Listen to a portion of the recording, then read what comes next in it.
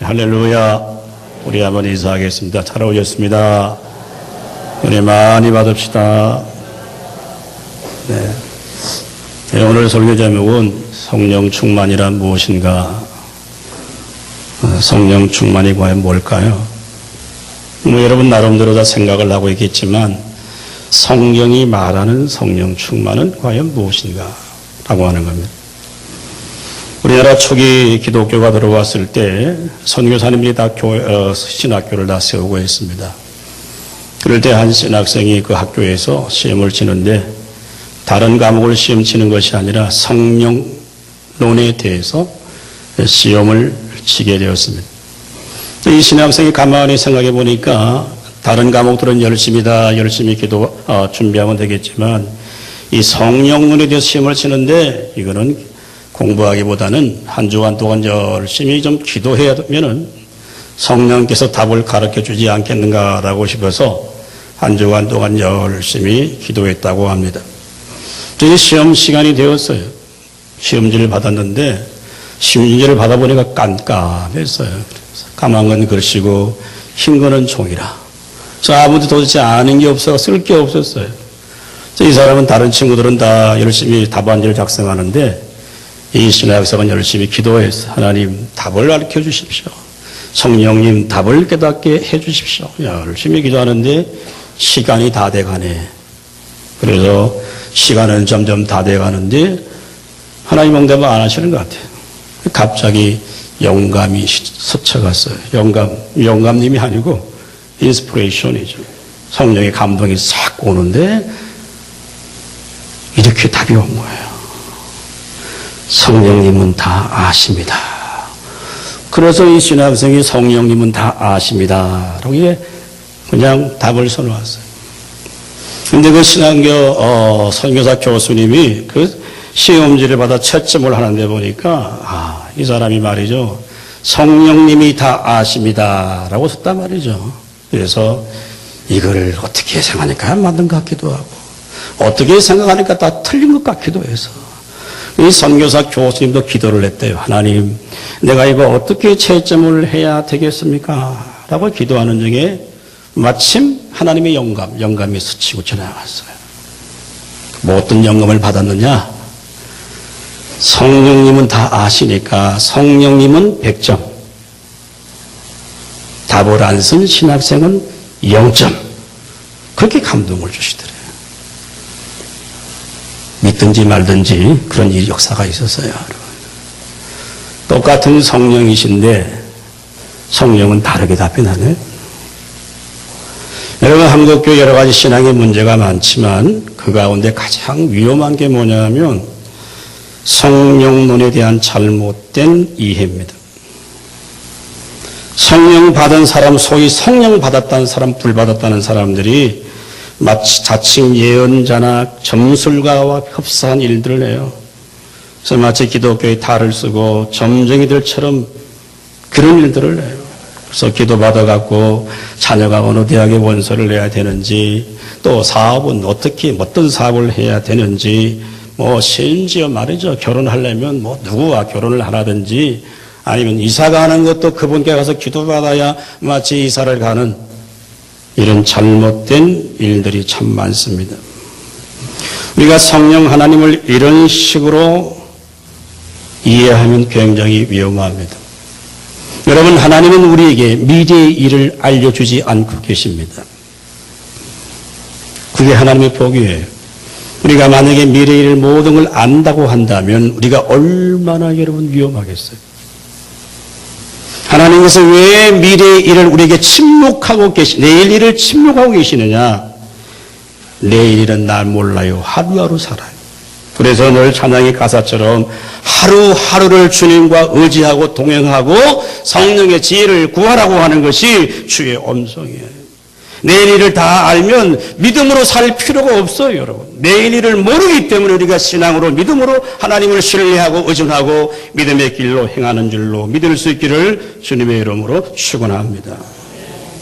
오늘날 교회 속에 성령 받았다, 성령 충만하다고 하는 것을 하나님이 잘못 생각하고 있어요.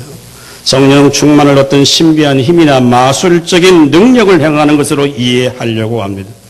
성령을 에너지나 물질로 생각하는 분들도 있어요. 그래서 마치 성령을 신비한 바람이나 불 같은 물질로 이해해서 내가 필요할 때 마치 언제든지 꺼내 쓸 수 있는 성령을 마치 자기의 소유물처럼 그렇게 생각하는 사람들도 있어요. 제가 어릴 때 교회 다닐 때 말이죠. 겨울이 되면 늘 목사님들이 오직 부흥회를 했어요.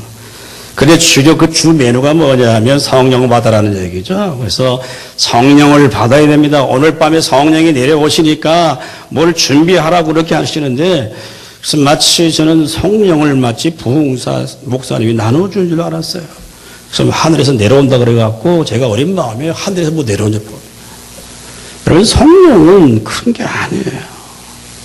성령은 누가 나눠주는 것도 아니에요. 따라합시다. 성령은 인격을 갖고 계신 하나님이시다. 성령은 어떤 물체가 아니에요. 신비한 에너지도 힘도 아니에요. 성령은 인격을 갖고 계신 하나님이십니다. 인격을 갖고 계신 영이신 하나님과의 만남을 통해서 자신의 삶이 바뀌어지고 변화되어지고 그의 성품이 변화되어서 성령의 열매를 맺는 거예요. 이런 성령의 인격을 갖고 계신 그분이 성령의 인격 갖고 계신 하나님이라고 하는 그 이해가 결여되어 있기 때문에 성령 받았다, 성령 충만하다고 하면 마치 무슨 물질을 받는 것으로 이해해서 어떤 신비한 세계, 초월적인 세계에 들어가는 걸로 자꾸 오해하는 거예요. 성도 여러분, 오늘 정말 이 말씀을 통해 술 취하지 말라 이는 방탕한 것이니 오직 성령으로 충만함을 받으라고 하는 이 사도 바울의 말씀이 성령의 충만을 무엇으로 말씀하시는가 우리가 깨달아 알 수 있기를 바랍니다. 여러분, 성령 충만은 무엇입니까? 날마다 성령 하나님께 이끌림 바 되는 거예요. 이 성령의 인도를 받는 거예요. 그의 지배를 받아서 성령 하나님이 기뻐하시고 원하시는 것이 무엇인가를 분별할 수 있는 그런 영적인 지혜를 갖는 사람이 성령 충만한 사람이고 성령이 함께하는 사람이에요. 그래서 하나님이 기뻐하는 것이 무엇인가를 분별하고 깨달아서 그의 거룩한 뜻에 순종의 발걸음을 옮기기 시작할 때 그 성령께서 우리와 늘 함께 하시고 동행하시고 우리의 모든 삶과 우리의 모든 인격을 우리의 모든 삶의 미래까지도 하나님이 우리와 함께 해 주실 줄로 믿습니다. 자, 그러면 구체적으로 성령 충만은 뭘 말하는 걸까요? 자, 오늘 18절 말씀 다 같이 읽습니다. 시작. 술 취하지 말라 이는 방탕한 것이니 오직 성령으로 충만함을 받으라. 아멘. 우리 다 같이 따라합니다. 성령 하나님의 인도하심을 받으라. 저리 뜻만 아닙니까? 그럼 성령의 인도를 받는다고 하는 도대체 뭐냐라고 하는 거죠. 오늘 사도 바울은 본문에 이렇게 말합니다. 술 취하지 말라 이는 방탕한 것이니, 그러니까 술을 취해 있는 것과 성령 충만과를 같이 비교해 주고 있는 거예요. 여러분, 술 취하면 어떤 현상이 나타납니까? 술이 자기를 지배하기 시작합니다. 우리 옛말에 그런 말 있잖아요. 처음에는 사람이 술을 먹어요. 그 다음에 술이 술을 먹어요. 그 다음에는 술이 뭘 먹습니까? 사람을 먹는다 그러죠. 그게 무슨 말이냐면 술이 우리 속에 들어와 술을 마시 먹고 술에 취하면 결국 술이 그 인생을 지배하는 거예요. 생각은 뻔히 있는데 몸이 움직이지 않아요. 말이 듣지 않아요. 이성적인 판단을 하지 수가 없게 됩니다. 더욱이 여러분, 우리의 뇌는 말이죠. 이 중심 부분을 약화시켜요. 그래서 이 두뇌의 중추 기능은 인간에게 절제하고 이해하고 판단하는 능력을 통치하는 게 우리 뇌입니다. 근데 술에 많이 취해버리면 지배를 받으면요. 이 중추 기능이 마비돼 버리는 거죠. 그래서 평소에 늘 얌전하던 사람이 술 한잔 먹으면 어떻게 합니까? 횡설설 말이 많아요. 밤새도록 이야기해요. 평소에는 용기도 없던 사람이 술 한잔 먹고 술에 취하면 어떻게 합니까? 그냥 고함 지르고 동네에서 누구 나오라 그러고 또 어떻게 해요? 가던 버스도 세우고 뭐 어디 가서 쉽게 용변도 보고 자기 지나친 과잉 행동을 하는데 이 중추 기능 자체가 지금 마비되어서 그 사람을 지배할 수 없게 되는 거예요. 또 술 취하신 분들이 종종 보면 이제 막 기분이 업되잖아요. 그래서 집에 밤에 늦게 돌아와서는 자는 애들도 다 깨우네. 일어나라. 아빠가 근데 왜 안 일어나냐. 그러니까 앉혀놓고는 또 설교 한 20분 하고 막 지갑 들어서 5만 원짜리 팍팍팍 줘요. 그래요. 그 아침에 술 깨고 나면요. 돈이 없네. 그래서 다시 다 돌락을 받아간다고. 왜 그래요? 술의 지배를 받기 때문에 그 사람이 이성적인 판단을 하지 못하게 되는 거예요. 오늘 성경이 뭐냐? 술 취하지 말라. 이런 방탕한 것이니, 이 방탕이라고 하는 말은 무절제한다는 말과 허비하고 낭비한다는 말이에요. 그러니까 술을 먹고 취한 모든 행동은 그게 다 뭐냐? 무질서한 것이고 다 낭비한 것이란 말이에요. 그러므로 바울은 뭐라고 말하죠? 오직 성령 충만함을 받으라는 거예요. 근데 중요한 건 뭐냐면 이 성령 충만을 받아라 하는 것은요, 이게 현재형으로 되어져 있습니다. 이 중요한 단어예요. 성령 충만을 받으라니 과거가 아니고 미래가 아니고 지금 현재형으로 되어 있어요. 왜 중요하냐? 성령 충만은 과거에 받는 것으로 끝나는 것이 아니고 오늘 이 시간 지금 주의 영이 함께해서 성령의 인도를 받는 그 성령의 충만한 삶을 말해주는 거죠. 성경에는 여러 가지 성령과 관계된 말이 있는데 첫째는 뭐냐면 성령 세례라고 하는 게 있습니다. 성령 세례는 뭐냐면 예수를 믿고 주를 고백하는 순간에 성령이 감동을 주셔갖고 막 자기 죄를 고백하게 하고 그런 정말 이 감격의 순간이 있어요. 그걸 우리가 성령 세례라고 합니다. 그럴 때 그 성령 하나님이 우리 안에 들어와서 계시는데 이게 신학적 용어로 성령의 내주하심이라고 해요. 그리고 우리를 구속하는 것이 마치 성령의 인치다라고 하는 말이 있죠. 도장 찍는다는 말인데 성령의 인치심이라고 말이 있어요. 근데 이 세 가지의 단어들은요, 성령 세례 받으라는 말은 성령이 없습니다. 성령의 내주하심을 갈구하라는 말도 없어요. 성령의 인치심을 계속 받으라는 말이 없어요. 단지 뭐만 있습니까? 성령의 충만함을 받으라고 하는 말이 있습니다. 그걸 현재형으로 사용하고 있다라고 하는 거예요. 여러분, 성령 충만은 과거에 한번 충만을 경험했다고 해서 지금도 성령이 충만할 수 있는 게 아니에요. 가끔 물어봅니다. 집사님 성령 충만 받았어요? 아멘, 할렐루야. 언제 받았어요? 10년 전에 기도원에 가서 어떤 집회 마치고 저 가서 막 소나무 막 뽑다가 뿌리 확 뽑히는 순간 성령이 임했다. 간혹 10,000,000,000 가운데 그럴 수 있는 사람이 가끔 있는데요. 모든 사람들에게는 그렇게 임하지 않습니다. 아니면 어떤 귀한 능력 있는 목사님에게 내가 안수 받을 때, 그때 내가 불 받았어요. 성령 받았어요. 여러분, 성령 충만은 그렇게 받는 게 아닙니다. 근데 여러분, 이 현재형으로, 성령 충만을 받으라고 하는 말은 현재형으로 되어 있지만 이게 수동태로 되어져 있습니다. 내가 성령 충만을 원해서 받을 수 있는 게 아니라고 하는 거예요. 성령 하나님이 우리에게 성령을 주셔야 되는 거예요. 내가 어떤 걸 소위에 끌어오는 게 아니고 하나님이 우리에게 성령을 보내주셔야 되는 것이고 주의 영이 우리에게 함께 해야만이 성령 충만을 경험할 수 있는 줄로 믿습니다. 여러분, 마치 열심히 기도하면 배터리가 충전되는 것처럼 성령이 임하는 게 아니에요. 그냥 기도원 가서 죄 없는 자꾸 손 한번 붙잡고 능력적으로 이렇게 불들러 하면 그렇게 해서 성령 충만이 이루어지는 것도 아니에요. 어떤 목사님이 안수받고 그래가지고 배터리가 채워지고 또 그 배터리 모자면 또 배터리 꼽으러 가고 이런 게 이게 아니라면 성령 충만이 이런 게 아니에요. 성령 충만의 주체는 내가 아니고 성령 하나님이신 줄로 믿을 수 있기를 주님의 이름으로 축원합니다. 자, 로마서 8장 14절 한번 읽어볼까요? 시작. 무릇 하나님의 영으로 인도함을 받는 사람은 곧 하나님의 아들이라. 아멘. 이게 하나님의 영이란 말은 성령이란 말과 동일한 말입니다.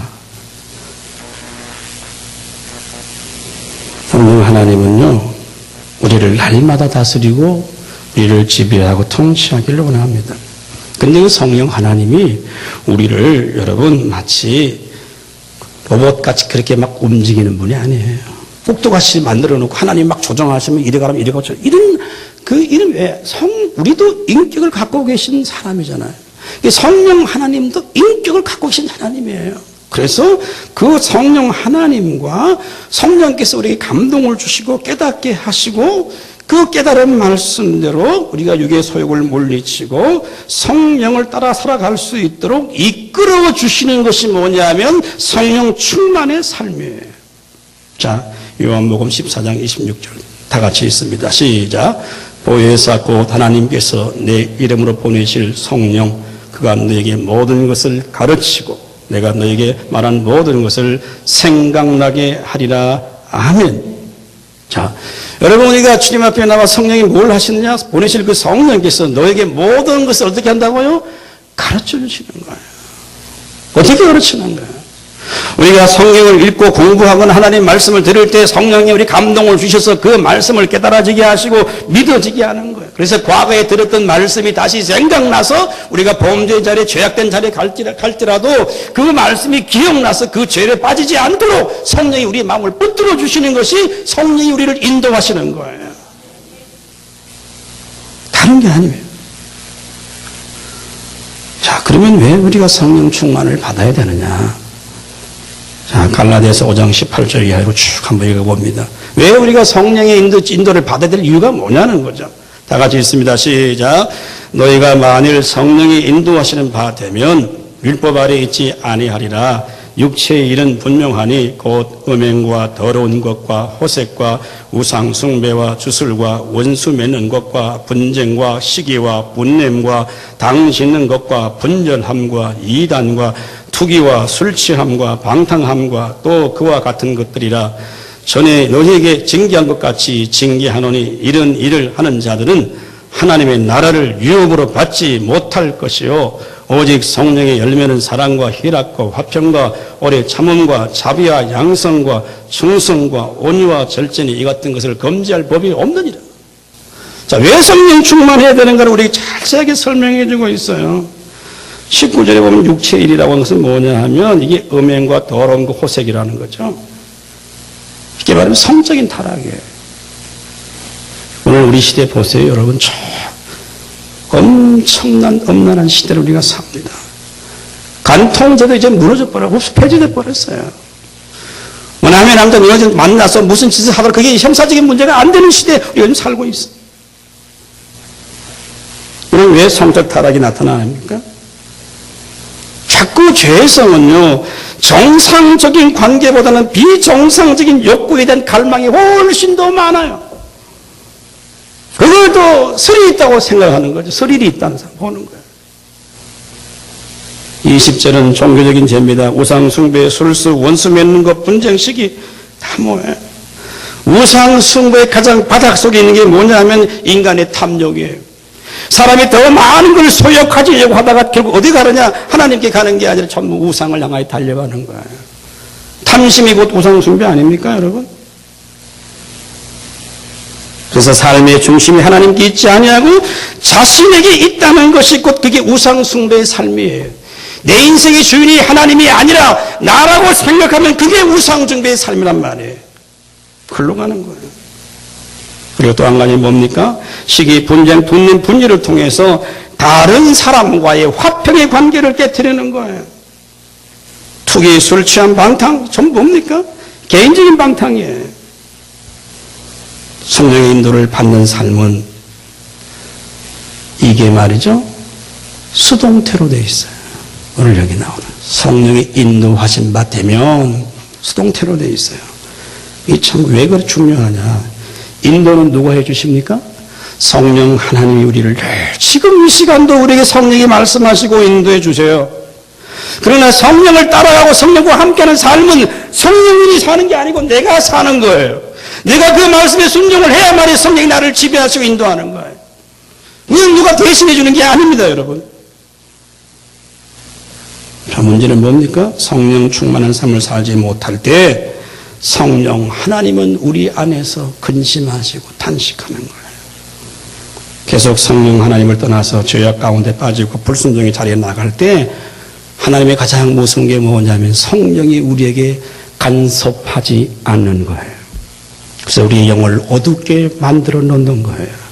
하나님의 말씀이 들리지 않는 거예요.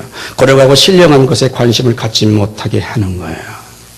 사랑하는 성도 여러분, 성령 충만은 날마다 성령의 인도한 받는 삶을 살아갈 수 있기를 주님의 이름으로 축원합니다. 자, 두 번째 오늘 19절 말씀 다 같이 있습니다. 시작. 시와 찬송과 신령한 노래로 서로 화답하며 너희 마음으로 주께 노래하며 찬송하며 범사에 우리 주 예수 그리스도의 이름으로 항상 아버지 하나님께 감사하며. 아멘. 여러분 18절, 19절, 20절, 21절은요. 이 뭐냐면 성령 충만한 삶의 결과입니다. 결과가 뭐죠? 하나님을 찬양하고 서로 교제하고 감사하라. 자, 성령 충만한 사람이 뭐 하느냐? 하나님을 찬양한다. 단순히 찬양 많이 한다는 말은 절대 아닙니다. 성령이 충만하게 되면 어떤 삶의 결과가 나타나는가? 시와 찬송과 신령한 노래를 서로 화답하며라고 했어요. 이것은 서로 찬양한다고 하는 것이 아니고 서로 화답한다는 건 뭐냐면요. 영적인 의사소통이 되는 거예요. 예? 자, 어떤 집사를 만나 내가 영적인 얘기 하는데 통하지 않는단 말이에요. 저 사람이 무슨 얘기하는지 모르는 거예요. 그래서 거룩한 영이 함께 할 때 성도 같이 찬양을 부르고 노래하고 교제할 때 영적인 커뮤니케이션, 소통이 되는 게 그 사람이 성령 충만한 사람이에요. 자, 기도를 많이 한다 그러는데 영적 소통이 안 돼. 상식이 안 통해. 그게 성령 충만이 아니에요, 여러분.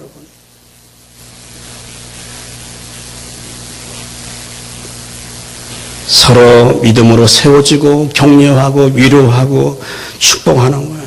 그게 성령 충만이에요. 그럴 때 그들의 마음속에 정말 감사가 넘치는 거예요. 돈을 많이 벌어서 감사하는 게 아니고 병이 나아서 감사하는 게 아니고 거룩한 영이 그 인생을 지배할 때 나도 모르게 감사와 기쁨과 찬양이 나와서 성령과 함께 소통하는 자리에 들어가는 것이 뭐냐? 성령 충만인 줄로 믿을 수 있기를 주님의 이름으로 축원합니다. 그 찬양했잖아. 내 영혼의 극히 깊은 데서 맑은 가락이 울려나네. 하늘 곡조가 언제나 흘려나와 내 영혼을 고이 산. 우리 평화 다 같이 합니다.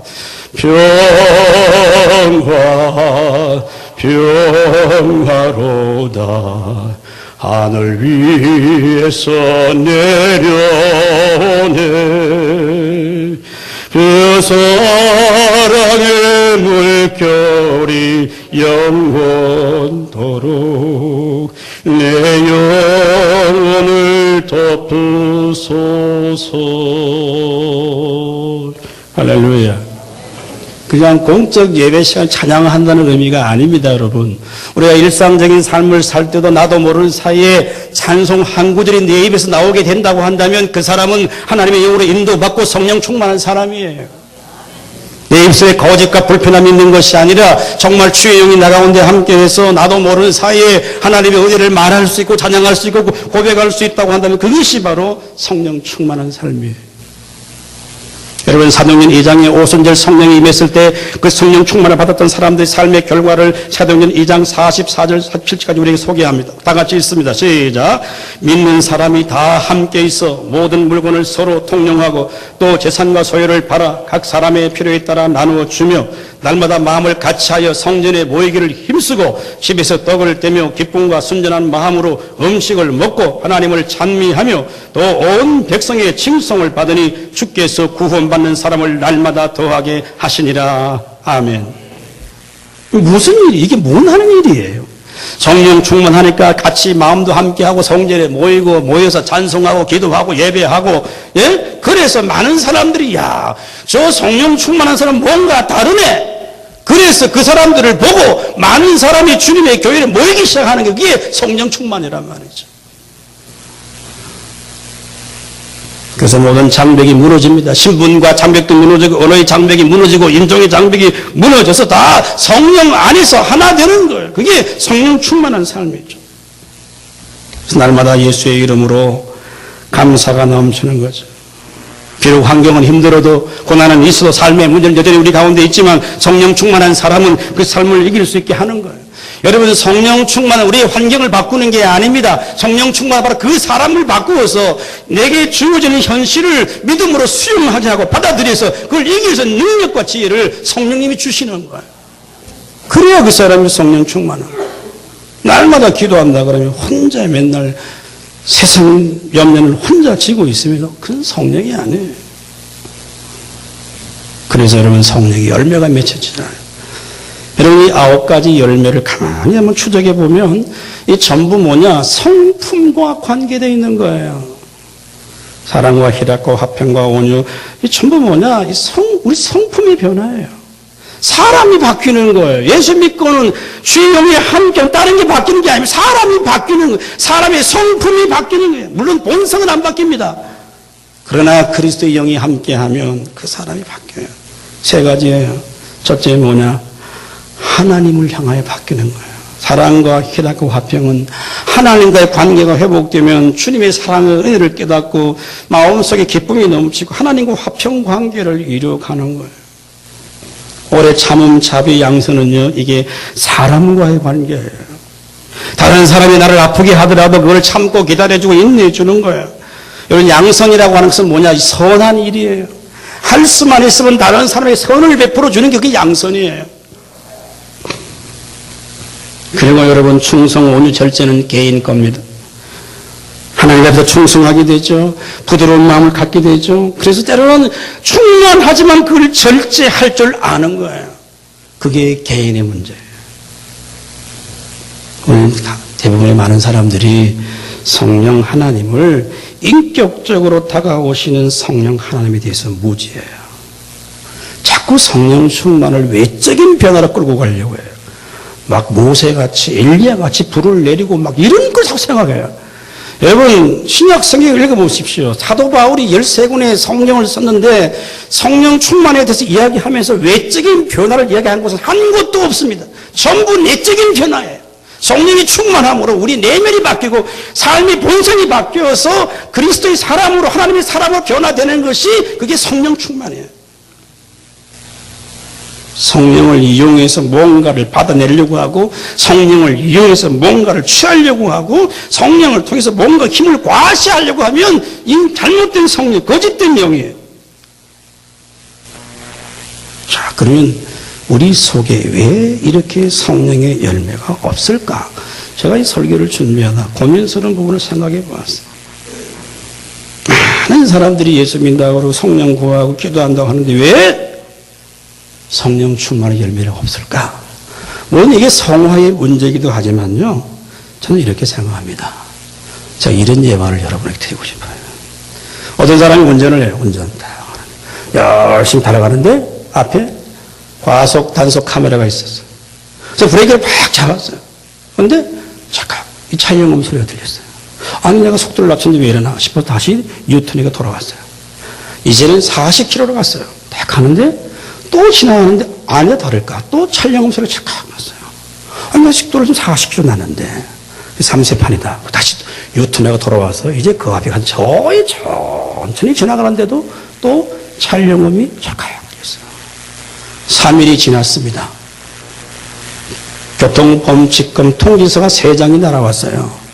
알고 보니까 속도 위반이 아니고 안전벨트 미착용. 3장 날아왔어요. 무슨 얘기예요? 나는 옳고 나는 바르고 나는 정당하다고 하는데 하나님이 내 인생을 바라볼 때는 아니다 노라고 할 수 있단 말이에요. 다른 걸 얘기하시는 거예요. 나는 이걸 가지고 바르다고 하는데 하나님은 그게 틀린 다른 걸 얘기하시는 거예요. 성령이 가르치고 성경이 말하고 성경이 가르치는 진리 앞에는 외면한 채 전부 자기 열심을 가지고 잘못된 자리로 나가는 거예요. 여러분, 성령 충만한 삶이란 하나님께서 우리에게 엄청나게 크고 놀라운 일을 요구하시는 게 아닙니다. 이상한 신비한 일을 보고 경험하는 초월적인 것이 아니에요. 하나님의 사람으로 반응하라고 하는 거예요. 믿음의 사람으로 반응하라고 하는 거예요. 그래서 정말 이 땅에 살면서도 주님이 원하시는 게 무언가를 생각하는 가치를 가질 때 비로소 그 사람이 성령의 사람이에요. 내가 가치 있고 내가 의미를 보다 그게 돌아서서 하나님이 원하는 그 가치에 내 인생을 묻고 내 시간을 드려야 그 사람이 하나님의 영이 함께하는 사람인 줄로 믿을 수 있기를 주님의 이름으로 축원합니다. 우리 많이 쏟고 있어요. 성령 충만하고 성령 받았다는 것을 정상적인 삶을 떠나서 어떤 왜곡된 삶으로 나가라고 생각하면 큰 오해입니다. 성령 충만한 남편은 직장 생활을 정직하게 합니다. 많은 사람에게 신임을 받습니다. 성령 충만한 아내는 가정에서 자녀를 믿음으로 잘 양육합니다. 신앙으로 길육합니다. 그리고 사람과 이웃과의 관계도 정상적 관계를 맺습니다. 그래서 부부 관계도 더 행복하는 거예요. 성령 충만한 부부가 정말 충만한 삶을 사는 거예요. 성령 충만하지 않으면 늘 갈등해요. 아무리 행복이 있고 돈, 차, 좋은 집 가져 있어도 진정한 행복을 누리지 못하는 게 뭐냐? 성령이 충만하지 않은 거예요, 여러분. 그게 성령이에요. 자, 이제 마지막으로 갈라디아서 6장 8절 말씀 우리 한번 읽어봅니다. 시작. 자기 육체를 위해 심는 자는 육체로부터 썩어진 것을 거두고 성령을 위해 심는 자는 성령으로부터 영생을 거두리라. 아멘. 자, 여기 육체를 위해 심는다고 하는 것은 뭐냐면 여기 육체는 우리 몸이 아니에요. 육체는 뭐냐면 바디가 아니고 싹스라고 해서 이건 뭐냐면 우리 육체의 사람이 본성이에요. 본성을 따라 사는 게 육체를 위해 심는 거예요. 즉 본성의 욕구를 따라 심는 게 뭐냐? 육체를 위해 심는 거예요. 그건 뭐라고 그랬어요? 다 썩어질 것을 거둔다는 거예요. 이해하시겠습니까? 그래서 이런 거예요. 우리의 생각과 행동이 늘 타락한 성품에 고정되어 있는 거예요. 신령하고 거룩하고 진리에 대해서는 관심을 갖지 않고 늘 육체의 욕구를 따라 살려고 하는 것이 뭐냐? 육체를 위해서 썩어질 것을 위해 심는 거예요. 자, 우리가 늘 먹고 사는 이 생존의 문제가 필요 없다고 하는 게 아닙니다. 돈을 벌지 말라고 하는 게 아닙니다. 사업을 하지 말라고 하는 게 아닙니다. 그걸 왜 해야 되냐 말이죠. 왜 돈 벌어야 되고 왜 건강해야 되고 왜 우리가 돈을 벌어야 돼요? 다 우리가 주의 나라와 주의 복음이 살게 하기 위해서 물질이 필요하고 건강이 필요한 거 아닙니까? 돈이 많아서 죄진 사람들이 얼마나 많아요, 여러분. 건강해서 죄 짓는 인간들이 얼마나 많습니까? 차라리 건강하지 않으면 죄는 안 짓는데. 육체를 위해 심는다고 하는 건 뭐냐 하면 여러분 늘 타락한 본성을 따라가요. 교회 와 있으면 늘 돈, 한 줄 내내 주님 생각 한 번도 하지 않고 늘 돈 앞에 붙들어 사면 그게 뭐냐? 육체를 위해 심는 거예요. 어떻게 하면 내가 좀 즐길까? 내가 좀 행복, 여기에 늘 관심이 집중된 그 사람이 바로 육체를 위해 썩을 것을 심는 거예요. 그 전부 다 성령을 거둡니다. 그러나 여러분 성령을 위해 심는 자는 성령으로부터 영생을 거두리라. 할렐루야. 하는 거죠. 그래서 사람이 여기 충만한 사람은요 신령한 것에 관심을 갖습니다. 어떻게 하면 내가 좀 더 거룩하게 살까 이 땅에서 좀 죄를 떠나서 음란을 떠나서 하나님이 기뻐하는 삶을 고민하고 주 앞에 기도합니다. 그게 거룩한 영이 함께하는 사람이에요. 비록 내가 똑같은 생존의 전쟁에 살고 있지만 내가 단순히 먹고 살기 위해 일하는 것이 아니라 나를 부르신 그 부르심 앞에 어떻게 살 것인가를 진지하게 고민하는 그 사람이 주의 영이 함께하는 사람이에요. 그래서 육체의 본능을 쫓아가지 아니하고 하나님이 원하시고 기뻐하는 삶을 살아가는 거죠. 자, 우리는 이렇게 질문할 수, 하나님 목사님 그러면 왜 이렇게 우리 땅에 교회도 많고 목사도 많고 성도들이 많은데 왜 세상은 좀 교회는 좀 이 땅에 영향력을 잃어가고 사고도 많고 예수 믿는 사람들 목사도 문제 이렇게 교회도 문제 왜 이렇게 많습니까? 저는 이렇게 생각합니다. 성령 하나님은 오늘도 우리를 바라보시면서 참고 기다리고 계시는 것 같아요. 성령 하나님이 우리를 떠난 게 아니에요. 어떤 분은 한국교회가 성령이 떠나다 그러는데 그건 너무 비약하는 거예요. 성령님은 한국교회를 떠나지 않습니다. 그 성령 오늘도 참고 기다리고 있냐고 하나님의 백성들이 주님의 교회가 주의 성도들이 다시 주 앞으로 나오도록 성령님이 오늘도 단식하며 기다리시는 거예요. 성령 하나님은 여러분 강제적으로 우리의 성품을 뜯어고치려고 하시는 분이 아니에요. 그 성령 하나님은 자발적으로 주 앞에 나와 순종한 그 순간까지 성령님 오늘도 우리를 기다리고 계시는 거예요. 그게 하나님의 은혜인 줄로 믿을 수 있기를 주님의 이름으로 축원합니다. 그게 하나님의 은혜예요.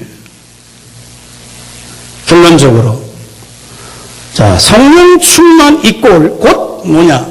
골로새서 3장 16절 말씀 우리 한번 다 같이 읽습니다. 시작. 그리스도의 말씀이 너희 속에 풍성히 거하여 모든 지혜로 피차 가르치며 권면하고 시와 찬송과 신령한 노래를 부르며 감사하는 마음으로 하나님을 찬양하고 또 무엇을 하든지 말에나 일에나 다 주 예수의 이름으로 하고 그 일을 힘입어 하나님 아버지께 감사하라. 아멘. 에베소 5장 18절 이하고 좀 비슷하지 않습니까? 우리 많은 신학자들은 이 에베소서와 골로새서를 쌍둥이 서신이라고 합니다. 골로새 교회와 에베소 교회의 삶의 중앙은 다르지만 사도 바울이 편지할 때 성령 충만하다고 하는 말을 해석해 놓은 것이 에베소서고요. 말씀 충만할 때 시와 참이 서로 교제하고 화목하고 감사하는 현상이 나타나는 현상을 골로새 3장 16절 17절에 기록하고 있습니다. 그러면 곧 뭐냐? 성령 충만은 다른 외적인 변화가 아니라 그리스도의 말씀이 우리 속에 늘 풍성히 거기에 있는 게 뭐냐? 성령 충만이에요. 믿습니까, 여러분? 이게 성령 충만이에요. 성령 충만 이꼴 뭐냐? 말씀 충만이에요. 내가 늘 성령 충만하다 하면 성령은 아무것도 몰라. 그건 신비주의입니다. 아시겠습니까, 여러분? 성령 충만한 사람은 말씀에 정통한 사람이에요. 그래서 말씀이 주시는 성령을 단순히 많이 안다는 게 아닙니다. 성경이 가르치는 진리가 무엇인가를 분별하는 지혜가 있어야 그게 성령 충만이에요. 그래서 그 삶이 하나님이 기뻐하는 거룩한 삶으로 그 삶의 방향을 옮길 때 그를 통해 하나님이 일하시고 역사하시는 거거든요. 말씀을 정리합니다. 여러분, 성령은 인격을 갖고 계신 하나님이세요. 예수를 주로 고백한 모든 사람들에게는 다 지금도 교회 여기 우리 안에 계십니다. 한 번 들어오신 성령님은 내가 죄졌다고 성령이 나가버리는 게 아니에요. 평생 내 안에 있어요. 그런데 우리가 주의 뜻대로 살지 못하고 자꾸 불순종하고 죄의 자리에 나가고 육체의 본능을 자꾸 쫓아가면 우리 안에 계신 성령을 자꾸 단식하는 거예요. 에베소 4장 30절에 뭐라고 해서 너희가 성령을 근심케 하지 말라라고 한 거예요. 왜? 우리가 자꾸 주의 앞에 불순종하면 우리 안에 성령이 근심하고 단식하는 거예요. 단식하기 시작하면 하나님의 원하는 삶을 살아갈 수가 없는 거예요. 그래서 우리는 날마다 성령의 인도를 받기를 원해야 돼요. 그래서 성령의 인도는 어떻게 받느냐? 하나님의 말씀과 기도를 통하지 않고는 절대 성령의 인도를 받을 수가 없습니다. 아무리 쇼를 많이 봐도 그거 되는 게 아니에요. 규칙적으로 하나님 말씀을 읽고 듣고 배우면서 그리고 규칙적으로 주 앞에 기도할 때 그때 주의 영이 우리를 인도해 주실 줄로 믿습니다. 그럴 때 성령 충만으로 가는 거예요. 여러분 2016년을 살면서 우리 모든 성도님들이 정말 성령 충만한 삶을 살고 주님의 기쁨이 되어서 우리 삶이 환경이 어렵더라도 힘들더라도 세상 사람이 주지 못하는 그런 기쁨과 감사가 넘치면 그 사람이 주의 영이 함께하는 사람이고 충만한 삶을 살아갈 수 있기를 주님의 이름으로 축복합니다.